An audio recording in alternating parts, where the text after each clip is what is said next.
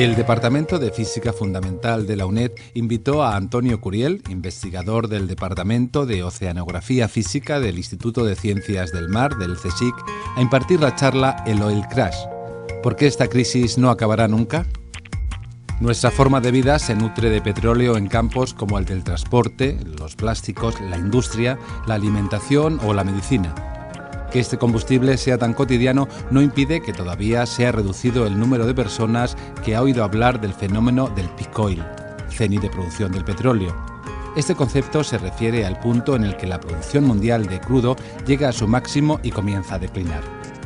¿Qué ocurrirá cuando la demanda de petróleo sea superior a la oferta?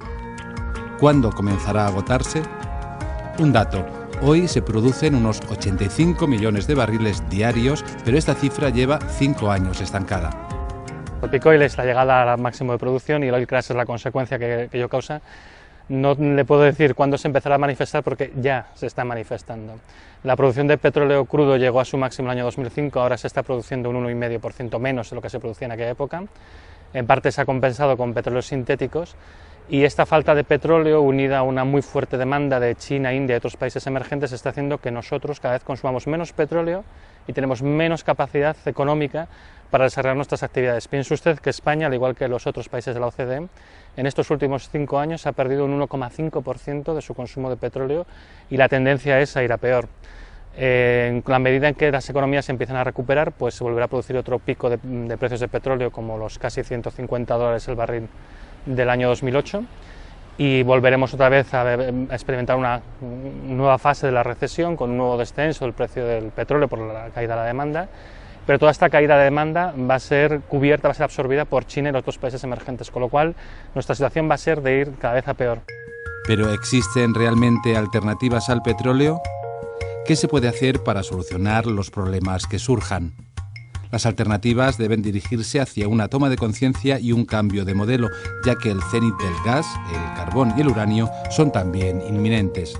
A nivel colectivo está claro que lo que tenemos que hacer es rediseñar la sociedad para que consuma menos. No hay alternativas viables y sobre todo el tiempo que se requiere para implementarlas es muy grande, basándose en otros combustibles de origen fósiles, ni el gas, ni el carbón, ni el uranio, porque además también son materias agotables, también llegarán a su cenit muy pronto, de hecho, con lo cual no cabe la opción de apoyarnos en ellas. Y en cuanto a las energías renovables, no producen ni de lejos una potencia, una cantidad de energía por unidad de tiempo, que en el fondo es lo que interesa, suficiente. O sea que a nivel institucional la única alternativa que se puede dar es la de establecer medidas para gestionar la escasez, y a nivel individual pues tomar medidas de cara a mejorar la propia resiliencia, que quiere decir resistencia flexible, adaptarse a los cambios, intentar no asumir demasiadas deudas, intentar no asumir demasiadas cargas y, si es preciso, reorientar la propia carrera profesional. Existen varios informes institucionales sobre el cenit del petróleo y sus consecuencias, pero por otro lado, desde el cártel de empresas petroleras, privadas y estatales, no se reconoce este fenómeno, salvo algunas excepciones, y se habla de reservas abundantes por muchas décadas. Hay una gran diferencia entre lo que pasaba en los años 70 a lo que pasa en este momento. En este momento, las empresas occidentales controlan una cantidad ínfima del total de las reservas de petróleo que tiene el mundo. La mayoría están controladas, la mayoría quiere decir un 90%, una cosa así, están controladas por las empresas estatales, la compañía petrolera estatal de Arabia Saudita en Arabia Saudita, la de Irán en Irán, etcétera, etcétera. Estas tienen todos los incentivos para no dar una información verídica, porque el acceso al petróleo es acceso al poder. Entonces, sus estimaciones hablan de unas cantidades de reservas enormes, gigantescas, que darían perfectamente para cubrir la demanda durante los próximos 50, incluso 100 años. Sin embargo, la realidad que uno está comprobando es que los ritmos de producción que observadores independientes ven saliendo de sus campos son bastante menores que lo que ellos predicen. Y en general, aunque es muy difícil y sería deseable un gran monitoreo, una auditoría de lo que realmente producen, se tienen bastantes indicios de que su capacidad real está muy por debajo de lo que presumen. El problema del petróleo tiene una dimensión económica y social ineludible, ya que su consumo en el mundo no es equitativo. Por citar un ejemplo, Estados Unidos consume el 25% del petróleo mundial y solo tiene el 5% de la población del planeta. ¿Qué ocurre cuando las personas que viven en Asia desean consumir al mismo nivel? En 1971, Estados Unidos terminó con los acuerdos de Bretton Woods, en los que se comprometía a canjear $35 por una onza de oro a los gobiernos y bancos centrales extranjeros. presidente Nixon no pudo mantener esta equivalencia debido a los ingentes gastos de la guerra de Vietnam y rompió con ella.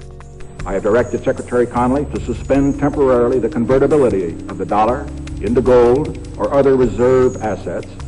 Desde ese momento, la creación monetaria y el endeudamiento se pudieron ampliar hasta límites insospechados.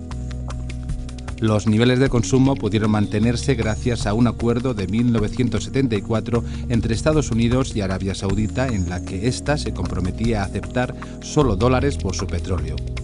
De esta forma se producía una demanda mundial de dólares necesarios para comprar petróleo, y esto provocaba que esta moneda siempre fuera fuerte.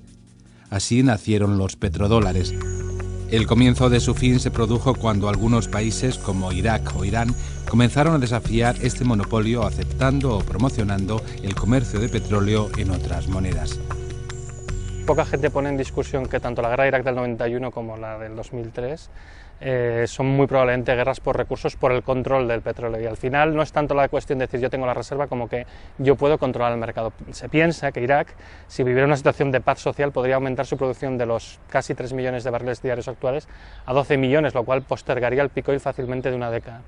El problema es que hay muchas dificultades sobre el terreno y no se está consiguiendo, pero muy probablemente los intereses fundamentales eran esencialmente garantizar el suministro de petróleo y a un precio conveniente, porque muchas veces se dice que el pico oil no representa tanto el fin del petróleo como el fin del petróleo barato. O sea, lo que queda es lo de peor calidad, ya lo hemos visto en el Golfo de México, cuesta más extraer, es un petróleo que no da tanta energía, y evidentemente esto hace que el precio vaya subiendo inevitablemente.